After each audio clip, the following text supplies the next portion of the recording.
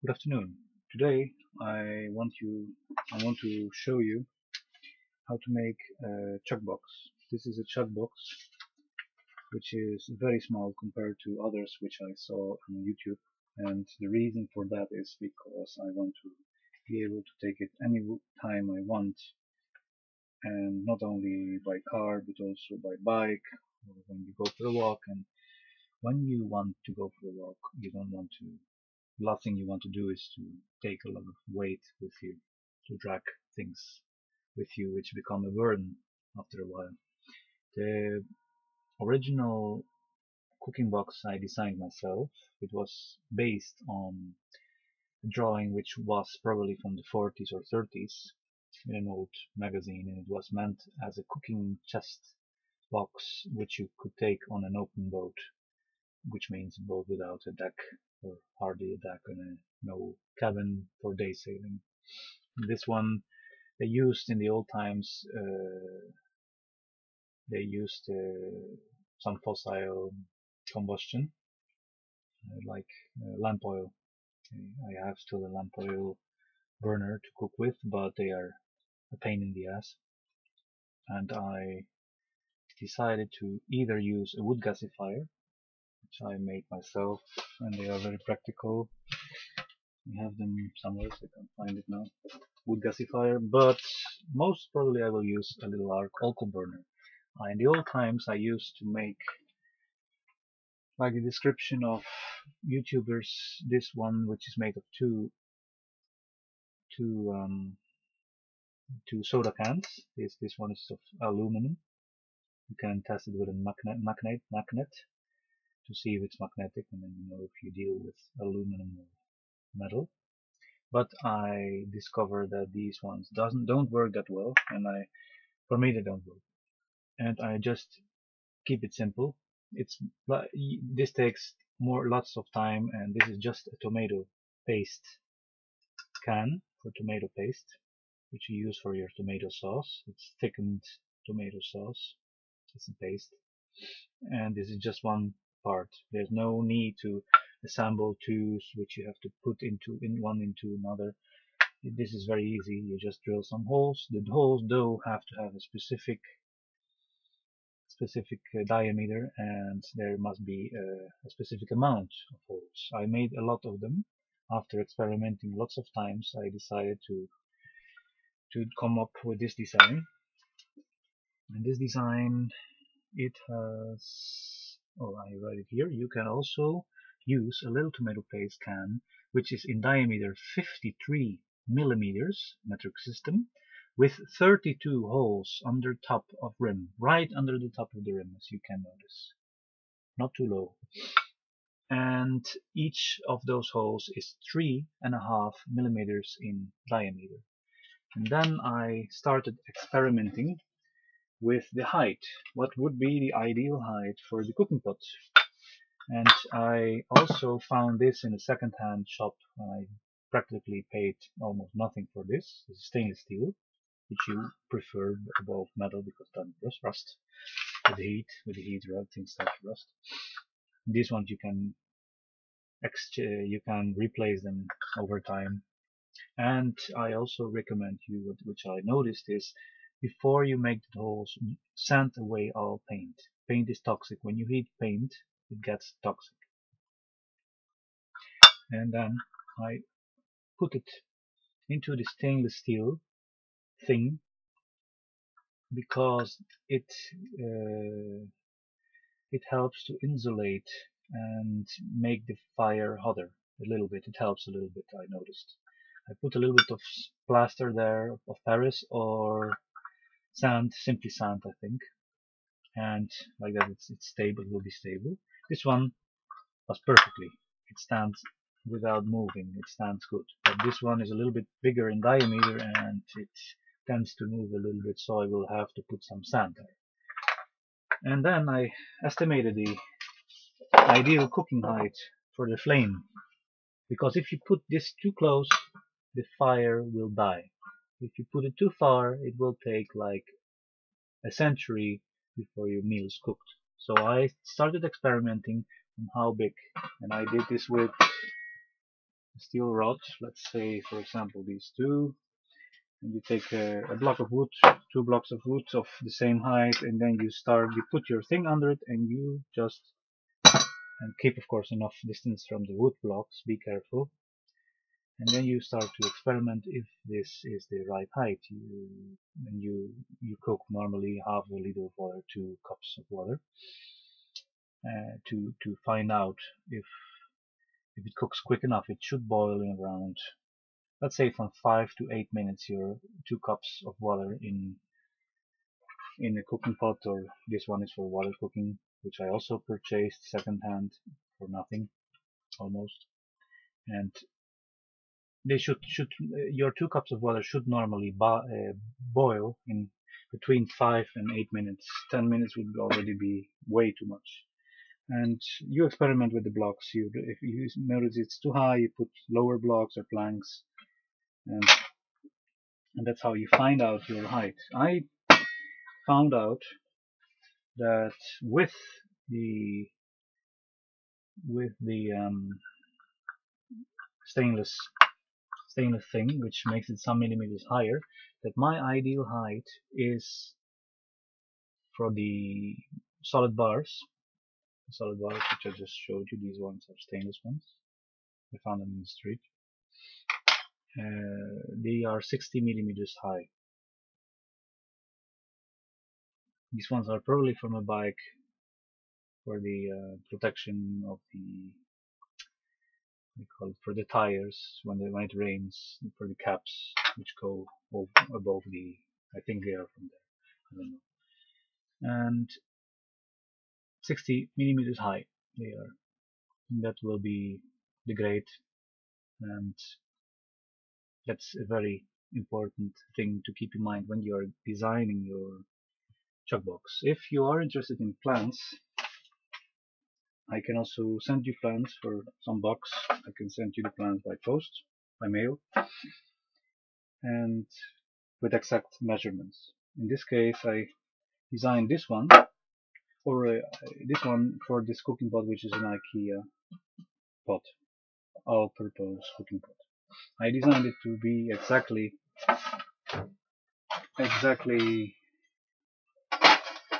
made for this pot, and some drawers here at the side. And as you can see, it really fits. I designed it here at the side, can come some drawers here. The total height will be about 30 centimeters. 30.48 is 1 foot, if I correctly remember. And the original design had drawers at the other side, at both sides, but I cancelled one to reduce the size of this cooking box. Then, once you have your cooking pot, what you do, you have a cooking pot. Make sure it's not too heavy and not too big in size. So I choose this one. I thought it was lightweight and still big enough, because it doesn't have any sense to use a little pot, because it will be very uneconomical if you use a small pot. It will cost you the same fuel and you can cook practically nothing. So take a reasonably sized cooking pot, not too big, not too small, and starting from the size of your pot, you design your Chuckbox. Then I base this Chuckbox on plywood. Why I use plywood and not solid wood? Just simply, again, because of the weight. You don't want to drag that weight all the time behind you, because eventually you will be fed up with it, get fed up with it, and say leave the Chuckbox at home, and then go to a fancy restaurant and spend lots of money. Now with Chuckbox is the pleasure of it is that you can cook anywhere if it's allowed. Make your tea or cook something quickly when you are hungry. That's the purpose. I take plywood. This plywood I use is again recuperation material. Still looks very beautiful. You pay lots of money for this material in the shop. Mostly, sometimes it's even worse of quality. This plywood, as I said, is 3 millimeters thick. You can also use 3.5, but try to keep it as thin as possible. You would say, but it will bend. And there you are completely right. It bends. Look, that's not strong for a box, you would think. Now, in order to reinforce this plywood, I glue tropical strips of wood, which also are, again, recuperation material. The back is even rough. I planed that.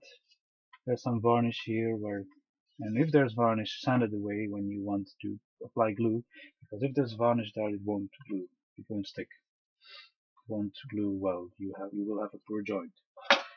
So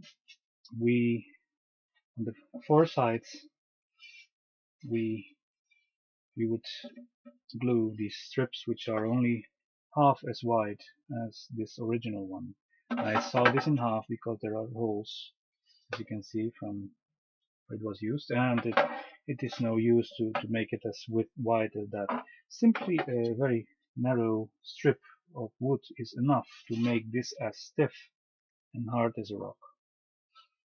Very stiff, I can't bend. And the same I did with this. This is the bottom, the base of the Chuckbox, cooking box, and this is the side.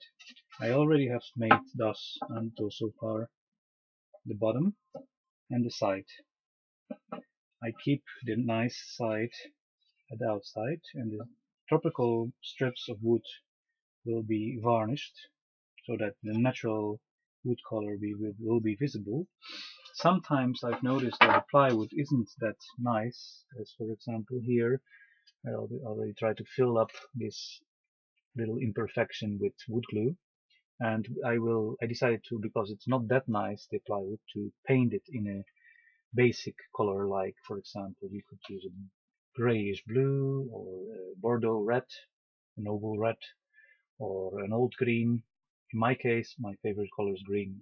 I choose to do the base in green, and I will paint after roses and onto the sides, on the side panels, and on the top panel as well, and on the front probably too. I like roses very much, and I found some very useful videos here on YouTube on how to paint roses, red roses, pink roses. This one will be pink because pink and green, old green, I think are a very charming combination. You don't have to be I don't think it's that difficult. Okay, so I until now made the side and the bottom. I will show you how to make such a panel. One thing to know when you cut this kind of thin plywood to size is you should use a little saw with fine teeth. The teeth should be as fine as possible. Don't use a saw with very big teeth, because then you will end up damaging the plywood. Then use a good square and a tape measure and a sharp pencil. Should be sharp always when you are going to mark.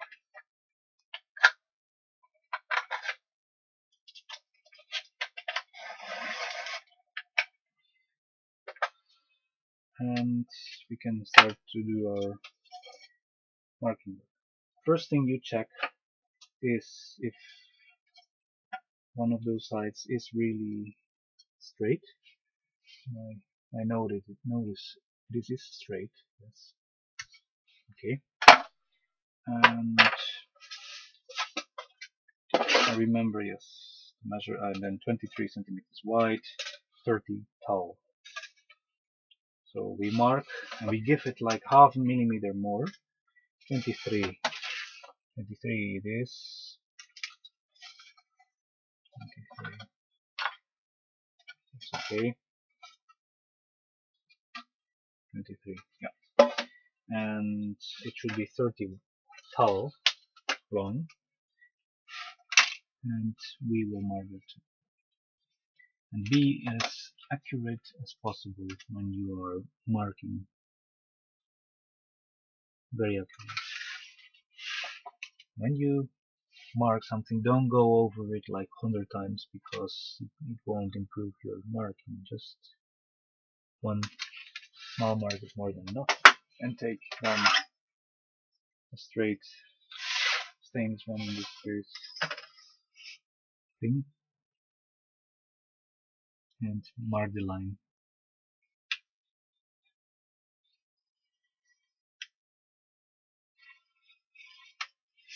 Okay, then I use clamps in order to clamp this thing.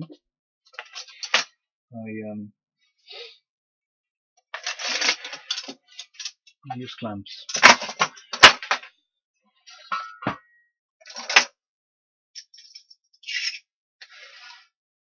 Then I clamp it into place.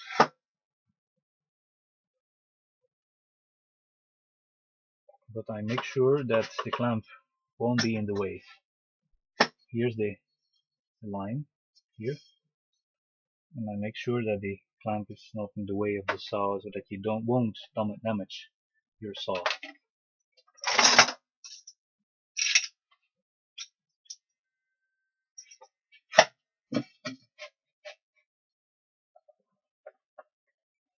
Okay, the next step and thing you should know is when you are sawing your plywood, you put a finger here in order to have more control of your saw. And the next thing is that your elbow, it should go right alongside your hip, and not like this, always like this, then you will have a better cut. That's the secret of sawing. And if you saw plywood, never saw like this sharp angle, make it like this, a very lazy position. Don't do it like this because then you will splinter. Put it as horizontal as possible. Not horizontal, but at a very low angle. So once again, just to be sure to have the right one, because I marked it before and it was not correct. So I corrected with V's. I put a V at the line in order to know which one is the correct line. And then, like I said, I put the finger at the side of the saw and I do start to saw.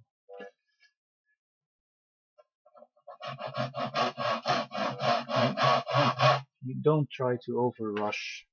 Take the time and sometimes blow away the sawdust so that you can see the line.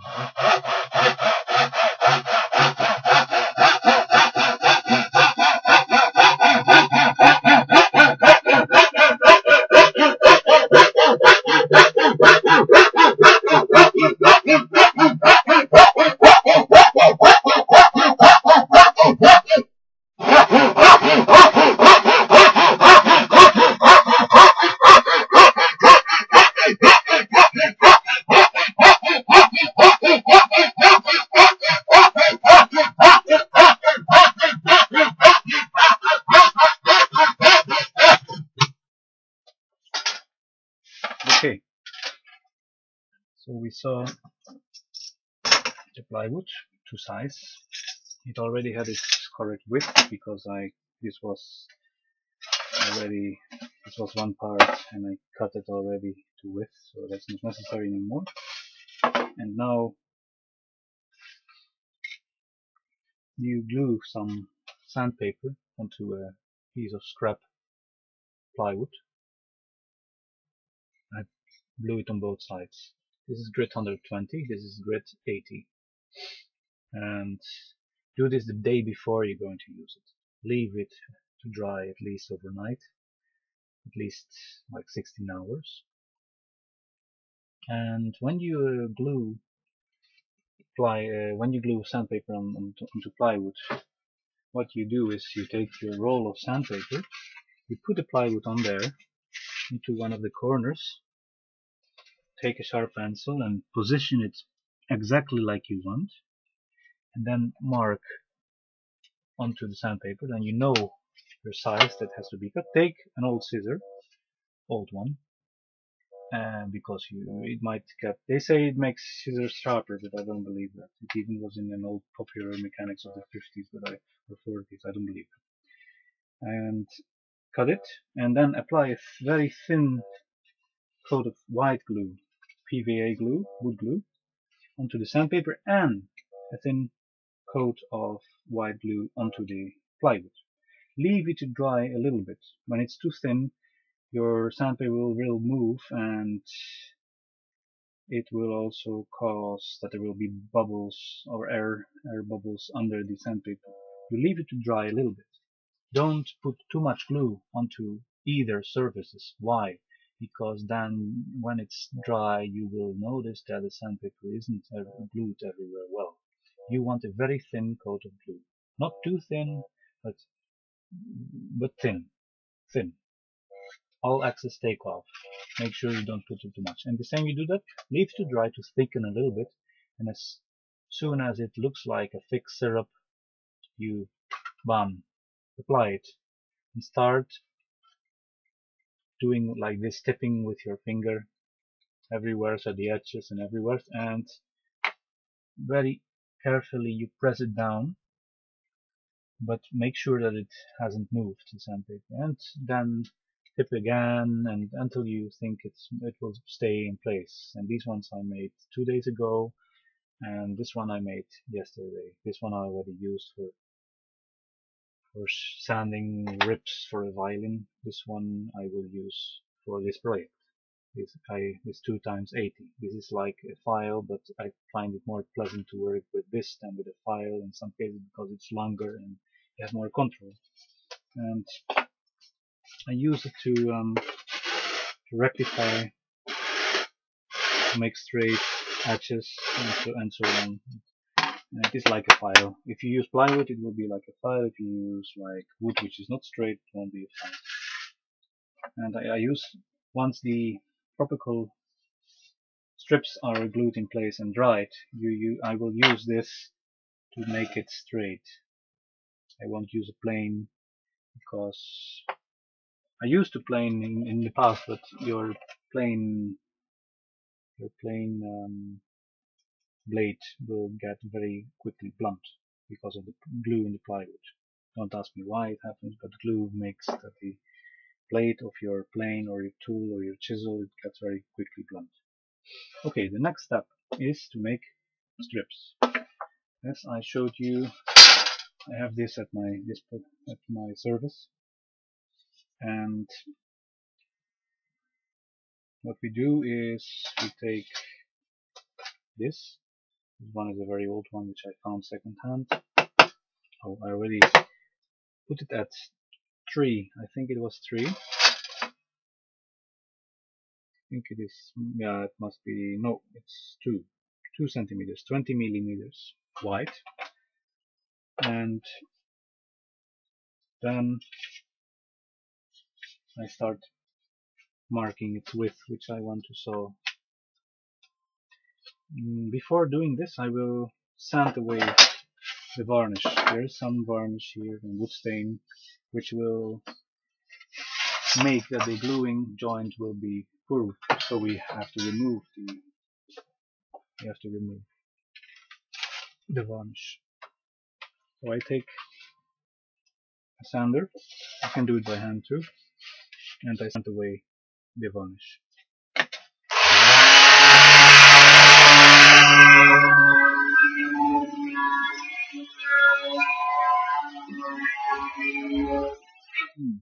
Oh yeah, of course. If you want to make it easier, just clamp it down to the workbench. Like that, you have your 2 hands to work with.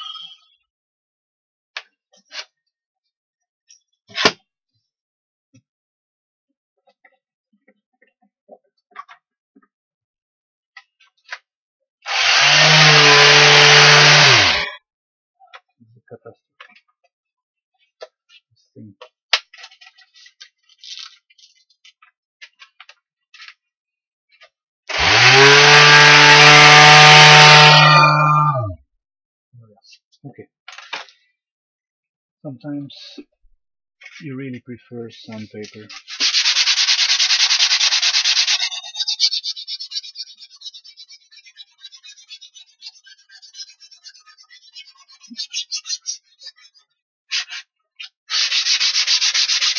You really prefer sandpaper doing this by hand sanding.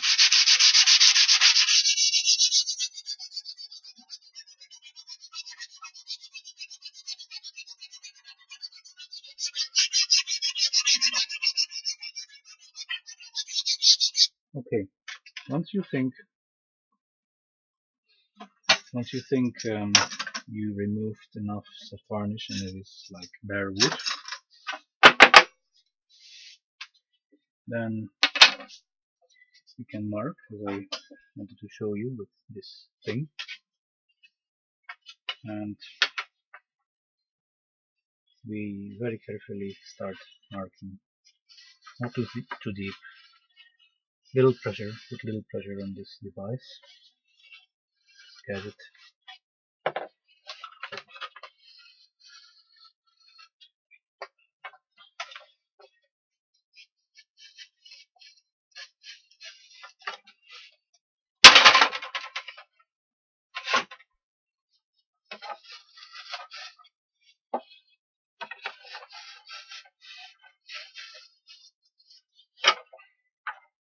Okay, and then the scratch which we just made, the scratched line, we accentuate it to make it more visible with a sharp pencil.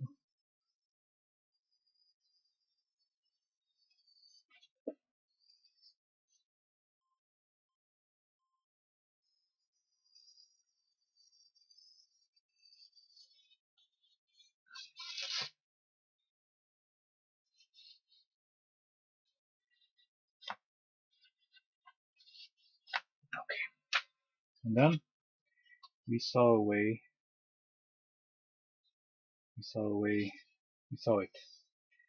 but at the right line, of the right side of the line. In this case, I will saw at this side of the line, and I clamp it with some wood protection.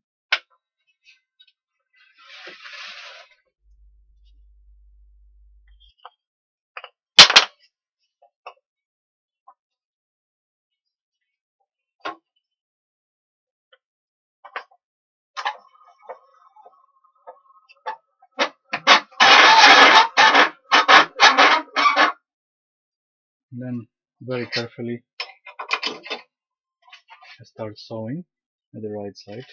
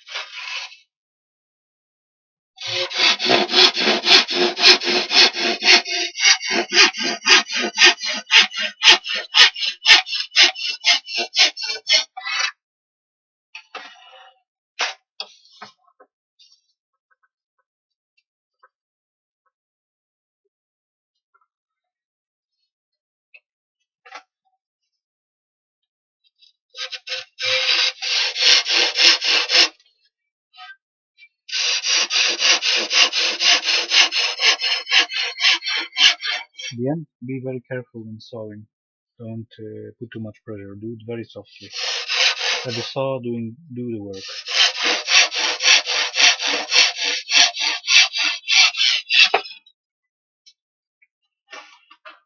Okay, this one we'll save for later.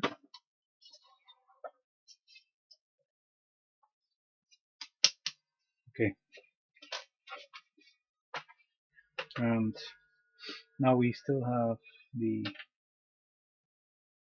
rough side here, which we want to plane down a little bit to make it smooth.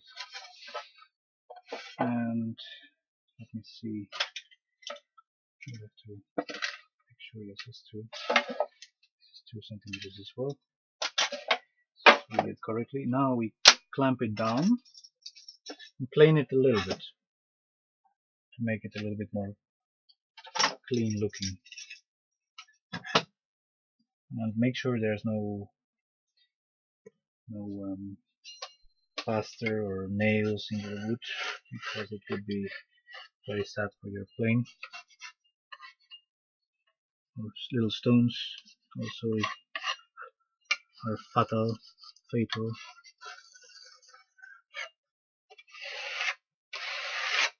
So I take a little bevel plane. This is and it has its blade at a very low angle.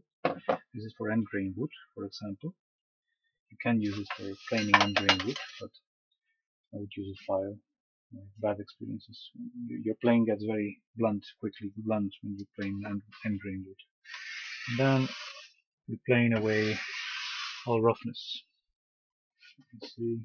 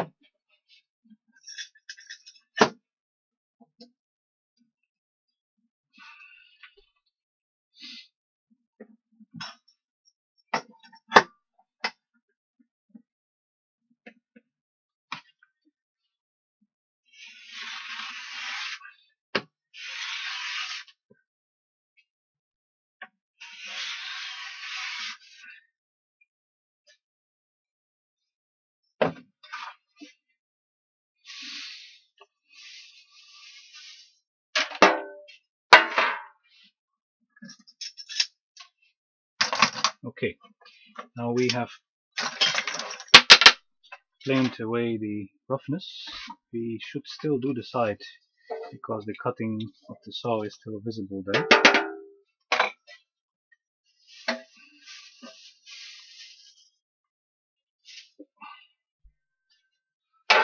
And in order to put it rectangle to have it 90 degrees, rectangular, I don't know what it's called, we clamp it down onto. This is an imitation of a shooting board. I should make some shooting boards, but I didn't. The shooting board is practically the same system like we are now imitating.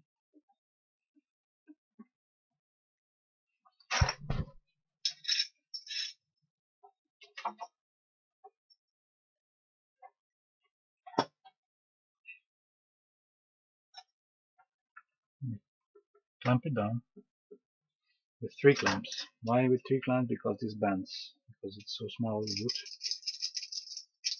we want to use 3 clamps. And clamp it down. Now we use the same plane on its side. If you use your plane for this kind of work, check if the side of your plane is 90 degrees. Some of the planes of less quality, they are not perpendicular. The sides are not 90 degrees compared to the bottom of the plane. This one is a good one.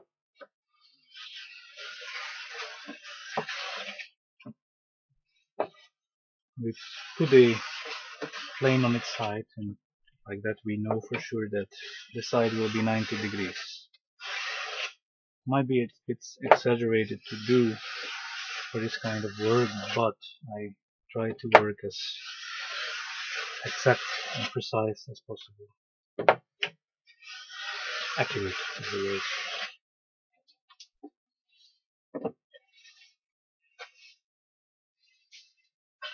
And I always clean up the mess as quick as possible. Okay, once we did this, we can continue to take away the clamps.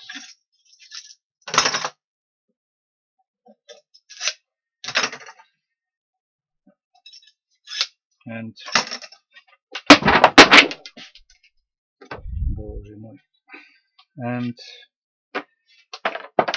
then we will now estimate the length. I will start with the long ones, the ones that will be positioned like this one. We will start with the long ones. And once the 2 long ones are glued, we do the 2 short ones in between. The 2 long ones, to estimate the size, I recommend you to use 2 normal clamps or 2 of these. And then we just put it into the position we want. We give it like some tenths of a millimeter, like maybe maximum half a millimeter more. On both sides we give it a little bit more. We will file that away once the glue has set. And we put it into position. Now you see how much it sticks here. That's like a little half millimeter. Not too much because we have more filing work and we want to minimize that work as well. We want to use this cooking box, Chuckbox as quick as possible. Okay, we positioned it more or less like we want, and we take this sharp pencil again and we mark it here at the other side. Carefully we mark, and then take away the clamps. We have our line, and we know how long it has to be. Then we take our little square, make sure it's really a 90 degrees one. Some are 90, they claim they are 90 degrees but aren't. So we have that line, and then we transfer that line to the other side.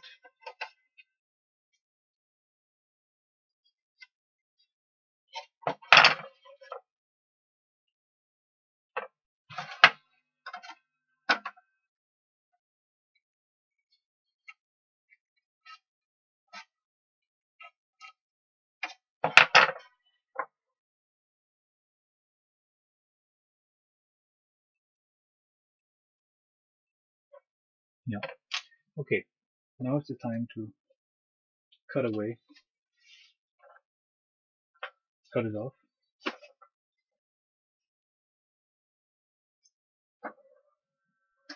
and we take a sharp little saw like this one and cut it off.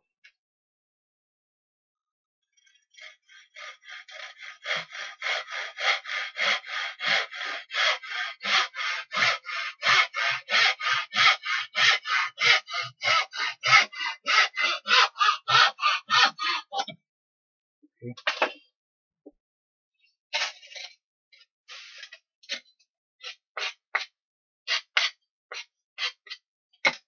We have it now shaped, length, planed and shaped, cut to length to its side. We take some sandpaper, rough 80, grit 80, and just in case we sand it everywhere, especially where the glue has to come, and also in the middle because it has to be painted and we want it to be flat. No grains that are coming up. Normally you could do it in the length, but I do it a little bit in the width as well. I notice it works. Because it will be painted, it doesn't matter. And like that I can make it more flat. If you do it with the grain, you end up to make valleys. This is a very soft plywood.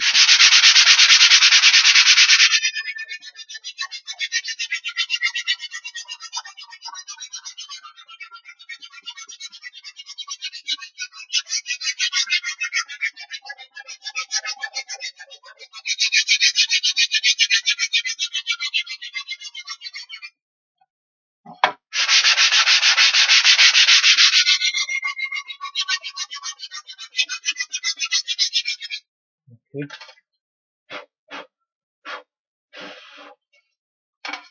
It's done.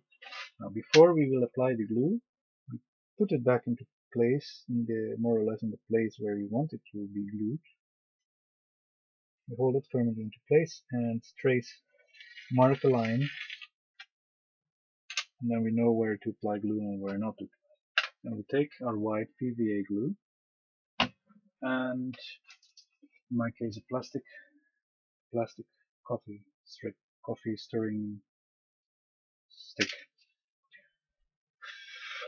We make sure there's no dust in the nearby, and we apply a thin coat of glue on both sides. I always do that just in case. Lots of people just apply the coat to one side, but I want to be sure that the glue is everywhere, and that's why I developed this habit of applying glue on both sides. Because I noticed that sometimes not everywhere is glued, and also the wood, it absorbs a lot of glue, and that's why I apply it on both sides. Some woods do absorb more than other woods, especially softer woods. Harder woods they absorb less liquid, less glue than soft woods. Soft woods supply lots of liquid, which might also explain why softwoods rot away quicker, because they absorb also humidity, the water, very quickly. Much easier, and hardwoods they do less, but it's not that easy as I make it sound. There are lots of reasons why a wood is of quality and why others aren't, and why some woods you can use for exterior use and why other woods you shouldn't use for exterior purpose. In each case, I'm not a very big fan of using wood outside. I used to like and adore buildings of woods and beautiful facades with wood carving and things like that, but it takes a lot of work. You need an army to upkeep again. Okay, after we applied a thin coat of glue, as you can see, I really used a little bit. thin, but everywhere. At least we are now sure about this. It's everywhere. Because if you only apply it on one side, you never know. Then we lay it into place and we wait a little moment. We wait till it starts to thicken a little bit more. But we don't wait too long. Just like a little bit. We won't wait too long. Then we start to we'll glue this into place onto the workbench because this is a flat surface. I am not going to do this free in the air like this because then you might have having a panel which is not completely straight. I'm going to do every single strip at a time, one strip at a time, down to the workbench. The workbench is flat. It is. I know it's flat enough. So that's why I do it this way, then I'm sure I have guarantee that it will be a flat panel. And so we put it into position, and I'm looking for a specific clamp which I can't find. I don't know why. It's a pity. Make more clamp packs.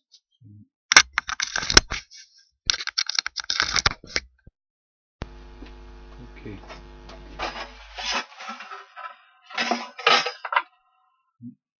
That one is going to wait for a long voyage.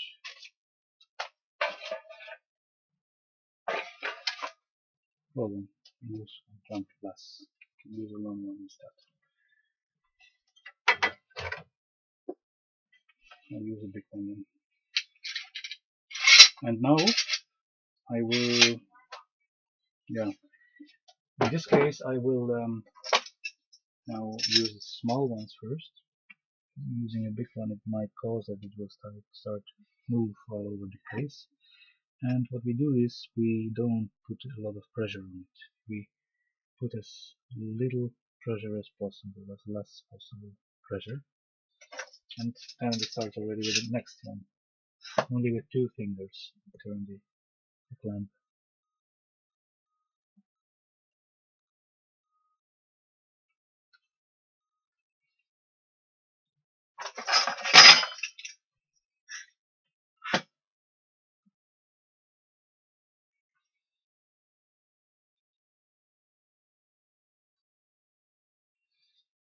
It starts to move as I was thinking.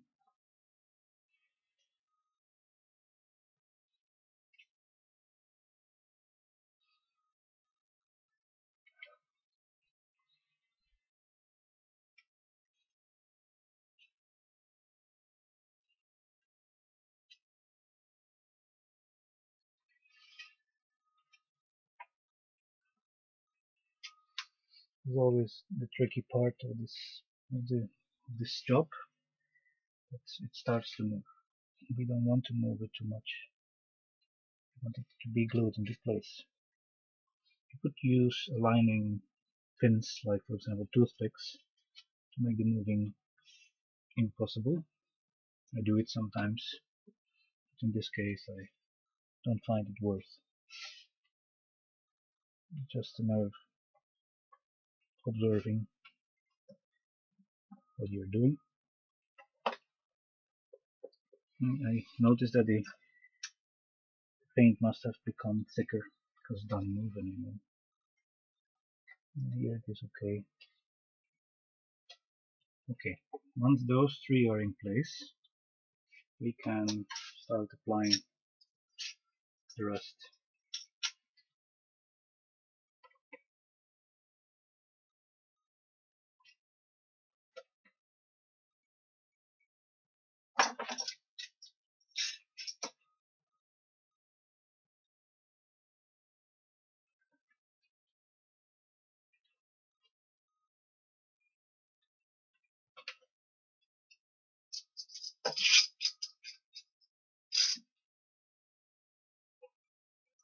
I will apply it here. And the last one because I can't find that little one. Maybe we have to use a big one.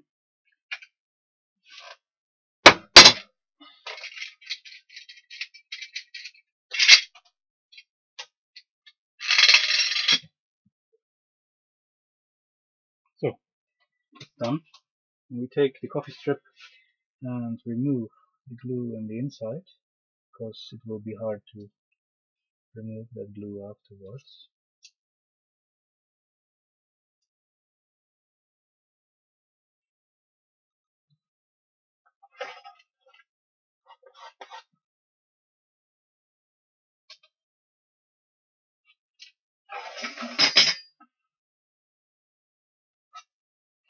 And we leave it to dry for at least 3 hours before we could take the clamps away. You can leave it overnight. Depends on how quickly you want these panels to be ready. The excess glue I just wipe on imperfection in the plywood, as the plywood is going to be painted. So I will leave it in this case 3 hours to dry, and in 3 hours I will glue the next long strip, and then I will make fit the ones in between the two, and then our panel will be ready. Tomorrow we can start assembling the sides to the bottom and make the back. Maybe tomorrow, maybe after tomorrow. That's how to see. And I will post that video as well, so that you can make your Chuckbox for your families, to go for a picnic or anything you want, to go for a longer survival track or something. Good luck with your project, and thanks for watching.